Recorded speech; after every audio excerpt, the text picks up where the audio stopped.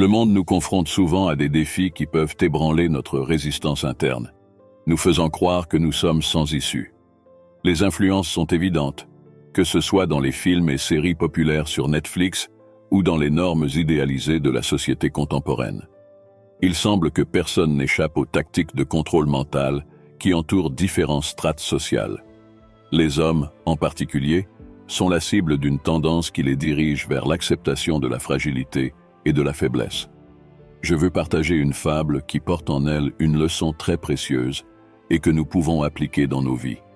Si vous êtes nouveau ici, abonnez-vous à cette chaîne, car je suis sûr que cette vidéo vous aidera à être plus fort. Regardez jusqu'à la fin pour que la vidéo ait un sens total, car c'est la vidéo la plus importante de cette chaîne. Il était une fois un lion redouté de tous.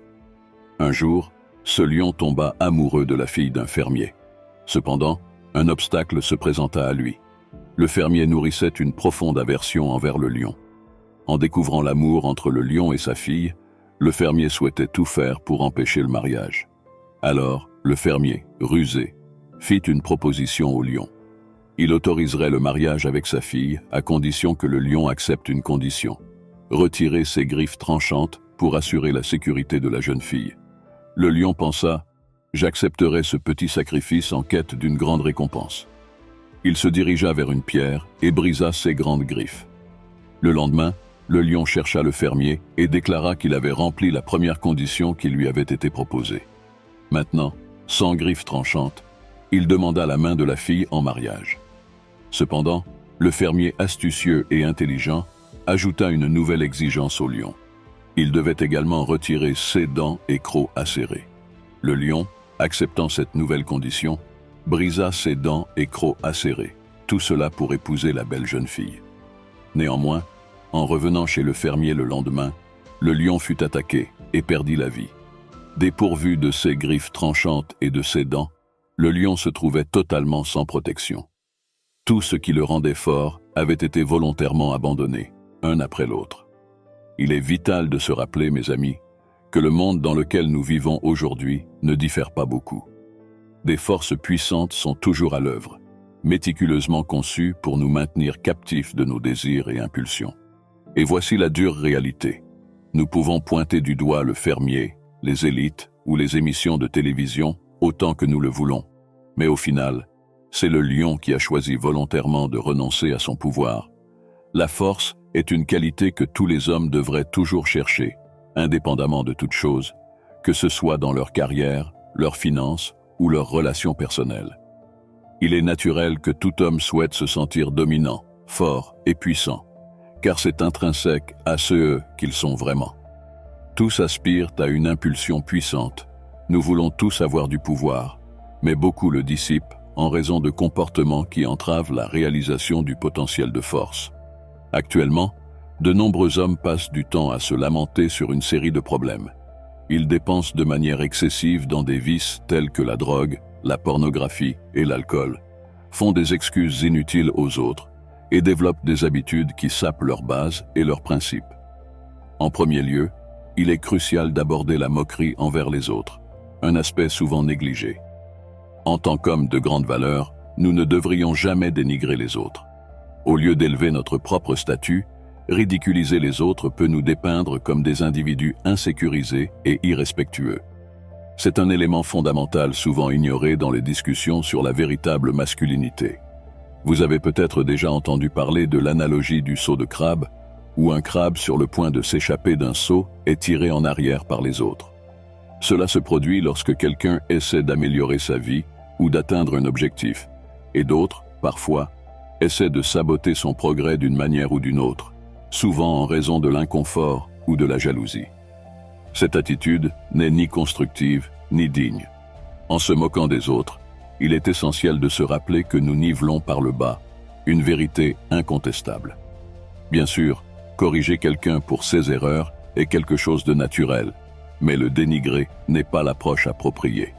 En tant qu'hommes, nous avons la responsabilité d'enseigner et de guider les autres, sans ressentiment ni arrière-pensée, jamais aider quelqu'un en espérant quelque chose en retour. Nous pouvons offrir des corrections constructives et des conseils précieux, pour aider les autres dans leur croissance et leur apprentissage. Les hommes forts et confiants ne dénigrent pas leurs semblables. Ils ne le feront jamais. Suivre le conseil de Mike Tyson est préférable. Avec les réseaux sociaux, il est devenu très facile de critiquer les autres, alors qu'auparavant, une telle attitude aurait pu entraîner des conséquences physiques. Deuxièmement, éviter toute responsabilité. En réfléchissant à l'histoire du lion et de la fille du fermier, nous réalisons que la chute du lion réside dans son incapacité à reconnaître sa responsabilité. Vivre en tant que lion, avec ses crocs et ses griffes acérées, faisait partie intégrante de son identité. Cependant, il a négligé cette responsabilité et a choisi de l'abandonner sans même y penser à 2 fois. Cette situation se reflète dans notre propre vie. La responsabilité doit être embrassée avec fierté, car elle constitue l'essence de ce que signifie être un véritable homme.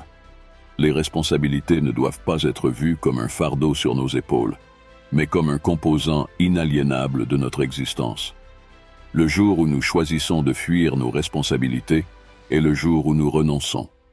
Gravez cette citation dans vos mémoires. Le prix de la grandeur est la responsabilité. Cela renforce non seulement notre identité en tant qu'homme, mais contribue également au bien-être de ceux qui nous entourent. La responsabilité ne doit pas être évitée ni abandonnée, mais plutôt embrassée comme un chemin vers la grandeur et l'accomplissement de notre potentiel en tant qu'homme. Troisièmement, la peur de l'échec. C'est un obstacle assez courant pour de nombreux hommes dans la société actuelle. La plupart préfèrent le confort à la recherche de la croissance, car le confort ne nécessite aucun effort. N'oubliez pas que la croissance est souvent précédée par l'échec. Pensez à l'histoire de l'homme qui creuse à la recherche de diamants. Il commence à creuser sans connaître la profondeur du trésor, et s'il le trouvera vraiment. Au début, il rencontre beaucoup d'adversités, mais il persiste jusqu'à réussir. Des heures, voire des jours plus tard, il atteint enfin son objectif. Il est donc vital de comprendre que l'échec ne marque pas la fin, mais plutôt le début. Adopter cette mentalité entrave considérablement la réalisation du succès dans toute entreprise, alors ne renoncez jamais aux choses. Pensez à toute entreprise significative. Imaginez que vous lancez une nouvelle entreprise ou que vous entrez dans un nouveau domaine de travail. Au début, vous pouvez rencontrer des obstacles et des échecs pendant que vous vous familiarisez avec l'entreprise et cherchez à conquérir de nouveaux clients. Cependant, en maintenant suffisamment d'engagement et en ne craignant pas ces revers temporaires, vous verrez votre croissance. Le même principe s'applique aux interactions avec les femmes. Au départ, en les approchant, vous pouvez vous sentir maladroit et inexpérimenté. Cependant, derrière ces moments d'incertitude, réside la graine de votre succès, car vous devez au moins essayer. Ces obstacles temporaires sont une petite taxe que paie un homme déterminé dans son voyage vers le succès. Souvent, depuis l'enfance, on nous enseigne à avoir honte de nos erreurs et de nos échecs, cherchant à les attribuer à d'autres, avec des phrases telles que « ce n'était pas ma faute » ou « c'est la faute de l'autre personne ». Ces attitudes reflètent une mentalité défaitiste. Intériorisez cette citation si vous le souhaitez. Un homme faible attribue ses échecs à la force des autres. Ne vous soumettez pas à cette fragilité, assumez votre responsabilité. Numéro 4. Acceptez sans questionner des règles inutiles avec facilité. Quelle est la distinction entre un lâche et un homme de grande valeur? C'est très simple. Le lâche se range souvent du côté de la majorité, même en sachant que ce qu'ils disent est incorrect. Ce qui est plus problématique, c'est que le lâche s'attend à ce que l'homme de grande valeur se soumette également à ses lois et règlements inutiles et préjudiciables. D'un autre côté, l'homme de grande valeur évalue minutieusement et juge les circonstances avant de prendre toute décision. Actuellement, nous sommes tellement conditionnés à éviter le jugement ou à suivre aveuglément certaines normes que nous avons perdu la capacité de discerner certaines situations. En essence, vous agissez comme une marionnette au milieu des gens, un sujet passif aux volontés et lois des autres. Il n'y a rien de mal à obéir et à accepter des ordres, tant que votre obéissance est alignée avec votre objectif et mission. Rappelez-vous, avant tout, qu'aucune autorité, sauf Dieu, n'est au-dessus des lois du Tout-Puissant. Réfléchir si vous êtes quelqu'un qui se laisse souvent intimider et cherche à plaire à tous, c'est un exercice précieux que vous pouvez appliquer à votre vie.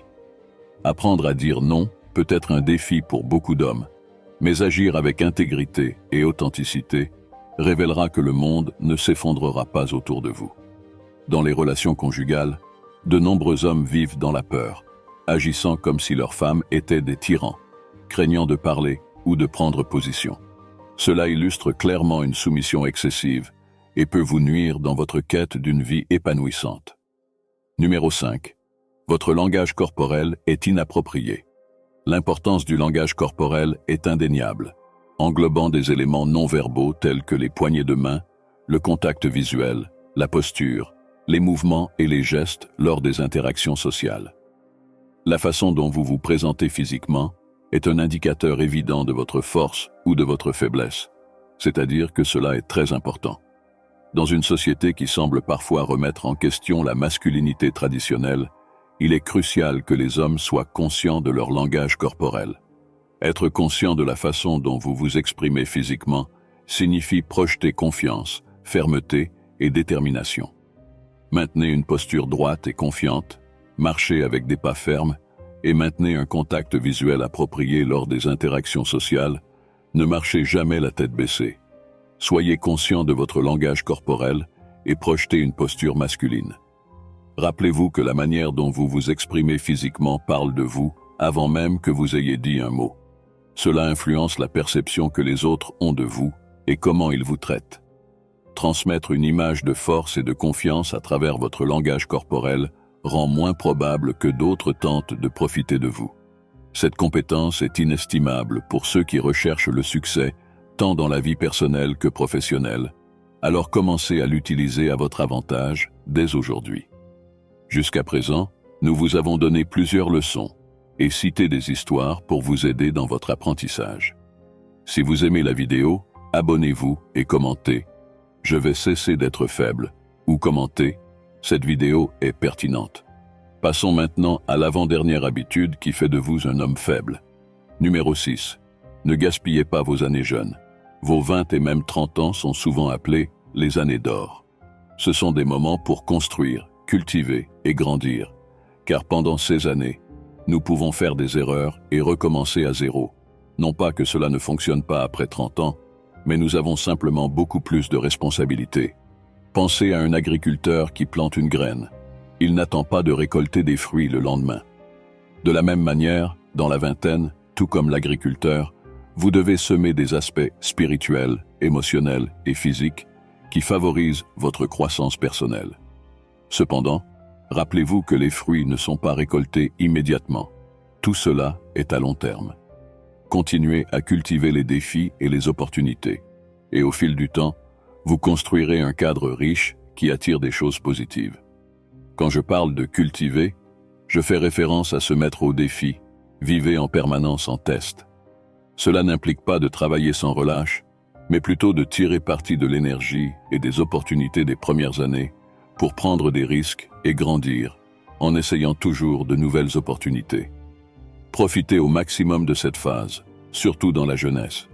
Il peut sembler que vous perdez des expériences sociales en investissant en vous-même, mais résister à cette tentation est crucial. Bien que vous ne puissiez peut-être pas comprendre pleinement à ce moment-là, à mesure que vous mûrissez, vous réaliserez la valeur de ne pas vous laisser distraire. Évitez de vous impliquer avec trop de femmes, concentrez-vous sur une seule, ou mieux encore, concentrez-vous uniquement sur vous-même. Écoutez les paroles de sagesse de Salomon, considéré comme l'homme le plus sage de la terre. Jeune homme, réjouis-toi dans ta jeunesse, sois heureux et que ton cœur te rende joyeux au jour de ta jeunesse. Suis les inclinations de ton cœur et ce que tes yeux voient.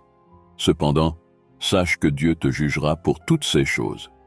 Mais ici, cela ne sert à rien de ne pas poursuivre vos objectifs, cela ne sert à rien d'avoir 25 ans et de ne rien vouloir de la vie, alors qu'il y a des hommes de 40 ans qui poursuivent encore leurs objectifs de vie. Alors, allez dans la section des commentaires et commentez votre âge et si vous poursuivez ou non les objectifs que vous souhaitez atteindre. Numéro 7. Ne soyez pas négligent ni improductif avec votre temps. La façon dont nous organisons nos journées et gérons notre temps peut avoir un impact significatif sur notre parcours vers le succès et le développement personnel.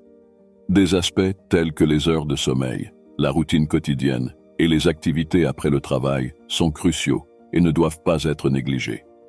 Ne considérez pas ces aspects comme des tâches secondaires à traiter lorsque vous avez le temps. En tant qu'homme cherchant le succès dans tous les domaines de la vie, il est essentiel de planifier votre journée avec soin. Souvenez-vous de la manière dont les élites planifient méticuleusement la matrice dans les moindres détails. De manière similaire, examinez chaque aspect de votre quotidien. Surveillez de près les compagnies que vous gardez et le contenu que vous consommez. Si vous laissez des pensées préjudiciables occuper votre esprit, sachez que vous ouvrez la porte à des influences négatives. La paresse représente l'un des plus grands obstacles pour les hommes de nos jours.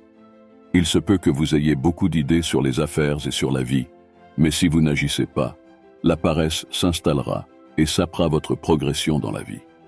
Rappelez-vous, chers amis, que la paresse triomphe seulement sur les hommes faibles, et je sais que vous, qui regardez la vidéo jusqu'ici, n'êtes pas faible, car un homme de valeur la reconnaît rapidement et la confronte. Restez toujours vigilant à l'égard de la paresse et luttez contre elle promptement. Par conséquent, gardez à l'esprit que la société moderne valorise souvent la faiblesse comme une qualité souhaitable. Mais la vraie vertu réside dans la force et l'intelligence. Soyez attentifs pour identifier des opportunités de renforcement dans toutes les situations, en rappelant que Dieu est la source primordiale de votre force. Chaque jour offre des possibilités de croissance et d'avancement vers nos objectifs et nos vertus. Il ne dépend que de nous de saisir ces opportunités avec détermination et conscience. La force, tant physique que mentale, joue un rôle crucial dans ce voyage, et trouver un soutien dans des convictions personnelles et spirituelles peut établir une base solide pour affronter les défis auxquels nous sommes confrontés dans nos vies. Si ce contenu vous a été bénéfique, n'hésitez pas à exprimer votre soutien en mettant un pouce vers le haut, en vous abonnant et en laissant un commentaire, car cette vidéo a été la plus importante de cette chaîne. De cette manière, YouTube reconnaîtra l'utilité de ce type de vidéo, aidant davantage de personnes à découvrir les habitudes qui nous affaiblissent. Je m'arrête ici, jusqu'à la prochaine fois.